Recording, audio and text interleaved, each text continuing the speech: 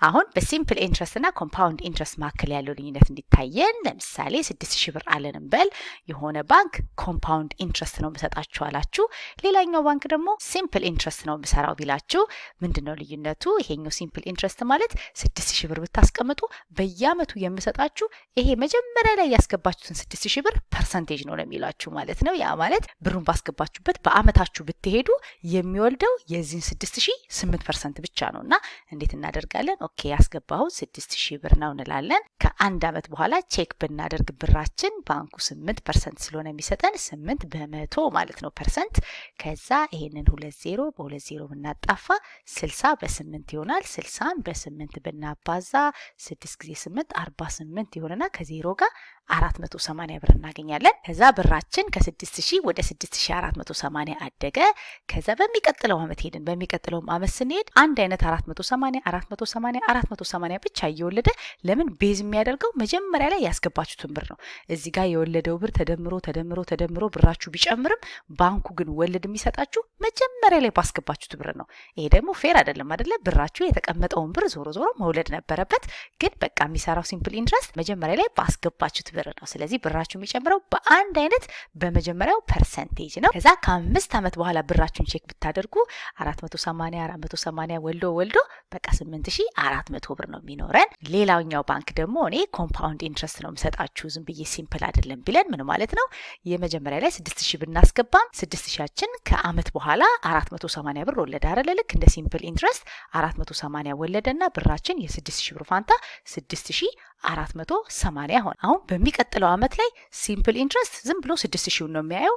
ኮምፓውንድ ኢንትረስት ግን በቃ አሁን ያላችሁ 6480 ብር ነው ይልና የ6480 ብር ነው እንጂ 8% የምንወስደው የኦሪጂናል ብራችንን አይደለም። ያ ማለት ነው እዚህ ጋር ያገኘነው እንደ ወለድ ያገኘነው ከባንኩ ያገኘነው ገንዘብ ራሱ ይወልዳል ማለት ነው። ይሄም ወልዶ አንድ ላይ ፐርሰንቴጃችንን ይጨምርልናል። ስለዚህ አንድ አይነት ብር አስገብተን ከ5 አመት በኋላ ቼክ ብናደርግ የሚኖረን ብራችን አያችሁ ቶታሉ 8815 ብር ነው።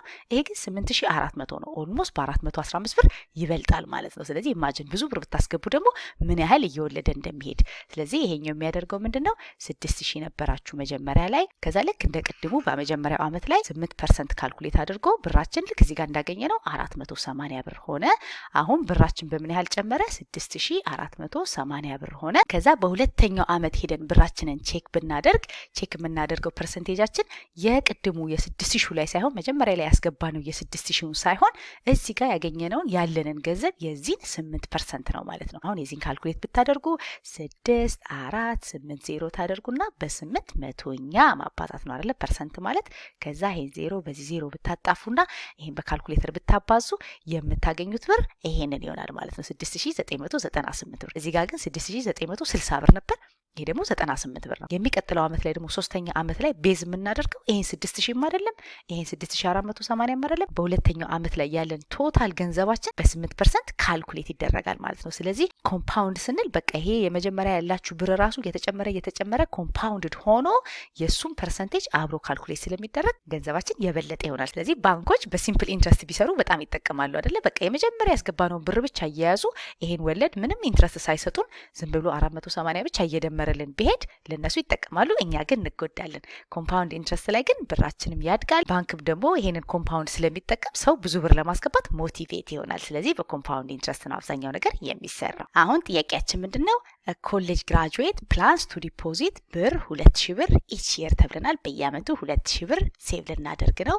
ስታርቲንግ ፍሮም the first day of the year into a saving account that pays 8% ነው። ስለዚህ እንደዚህ ጥያቄ ስንጠየቅ ቶሎ ብለን ያስገባነው ብርና ፐርሰንቴጁ ነው። ከዛ ይጠየቅነው ስንተኛው አመት ነው የሚለውን ብቻ ማወቅ ነው። ብዙም ዲቴይሉ አያስፈልግም ፈተና ከሆነ ማለት ነው። ስለዚህ 2000 ብር ነው የምናስገባው። ባንካችን ደግሞ የሚሰጠን 8% ኢንትረስት ነው፣ አኑዋሊ ነው። ከዛ how much will he or she has just after the first day of the third year ነው የተባለው። በሶስተኛው አመት ብራችን ስንት ነው የሚሆነው የተባልነው። ስለዚህ ምን እናደርጋለን? ኦኬ የመጀመሪያው አመት 2000 ብር አስገባን። 2000 ነው የሚኖረን። 2000 ብር ነው፣ ምንም የሚቀየር ነገር የለውም። ከዛ በአመቱ ብንሄድ ደግሞ ከአንድ አመት በኋላ ብንሄድ ስንት ይሆናል? ይሄ 2000 ብራችን ያስገባነው 2000 ብር ላስት ይር ያስገባነው 2000 ብር ምን ይደመርበታል? 8% ይደመርበታል። 8% ታይምስ 2000 ብር ማለት ነው። ለምን 2000 ያስገባን ከአመት በኋላ 8% ይወልዳል ተብለናል። ስለዚህ በ8% እናባዛና እንደምረዋለን። ይሄ 20 በ20 ይጣፋና 8ን በ20 ስናበዛው 160 ይመጣል አይደለ? ስለዚህ 2000 ብራችን 160 ብር ወልዶ ነው የሚጠብቀን። ስለዚህ ስታርት ዴታችን ላይ ምንም የወለደልን ነገር የለም፣ ያስገባነው ብር ነው። ከዛ ከአመት በኋላ ግን ስንት ወለደልን? 160 ብር ወልዶ 2160 ሆኖልናል። ባስገባንበት የመጀመሪያው አመት ማለት ነው። አፍተር 1 year ስንት ሆኖልናል? 2160 ሆኖልናል። ከዛ በሁለተኛው ደግሞ ዘ ሰከንድ ይር ደግሞ ሄደን 2000 ልናስገባ ስንሄድ ኦልሬዲ ይሄኛው 160 ብር ወልዶ 2160 ስለሆነልን የኛ 2000 ብርና 2160ችን ይደመርና ስንት ይሆንልናል? 4160 ይኖረናል። ከዛ ዘሰርድ ደግሞ ሰርድ ይር ላይ ሄደን ብራችንን 2000 ልናስገባ ስንሄድ ይሄ 4160ችን ወልዶ ነው የሚጠብቀን አይደለ? ኮምፓውንድ ስለሆነ በየአመቱ 8% ይወልዳል። ስለዚህ የዚህኛውን 8% ተጨምሮ ያለው ደግሞ እዚህ ጋር ይኖረናል ማለት ነው። ስለዚህ የ4160 ደግሞ 8% ስንት ነው ስንል ይሄንን በ8 መቶኛ ማባዛት ነው። 8 መቶኛ እንደማለት ነው። 0 በ0 ብናጣፋ ከዛ ይሄንን ብናባዛ 8 ጊዜ 6 48 እናገኛለን። 4 አለኝ 8 ጊዜ 1 8 ከ4 ጋር 12 1 አለኝ 8 ጊዜ 4 32 ከ1 ጋር 33 ይሆናል። በ10 ስናካፍለው ይሄኛው 10 ስላለ ማለት ነው። ይሄ ነጥብ እዚህ ጋር ይመጣልናል ማለት ነው። ማንኛውም ቁጥር ነጥብ አለው አይደል? መጨረሻ ላይ 3 3 2 8 ነጥብ እዚህ ጋር ነው ስለማይደረግ ነው። ነገር ግን በ10 ስናካፍለው እዚህ ጋር ይመጣና 332.8 ይኖረናል። 332 ብር ከ80 ሳንቲም የወለደልን ይሄ ብር። ስለዚህ ይሄ ገንዘብ 332 ብር ተደምሮበት ስንት ሆኖ ነው የሚጠብቀን?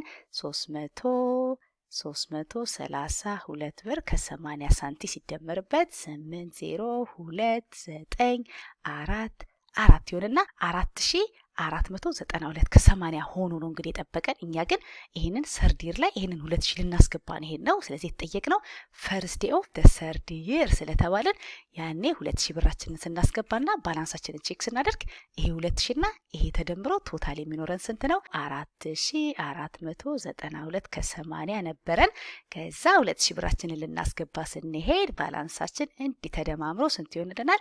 6492 ሆኖ ይጠብቀናል ማለት ነው። ስለዚህ መልሳችን 6492 ከ80 ይሆናል ሲ ማለት ነው። ስለዚህ ምንድን ያደረግነው የመጀመሪያ የጀመርንበት ቀን 2000 ብር አስገባን። 2000 በየአመቱ ነው የምናስገባው ብለናል።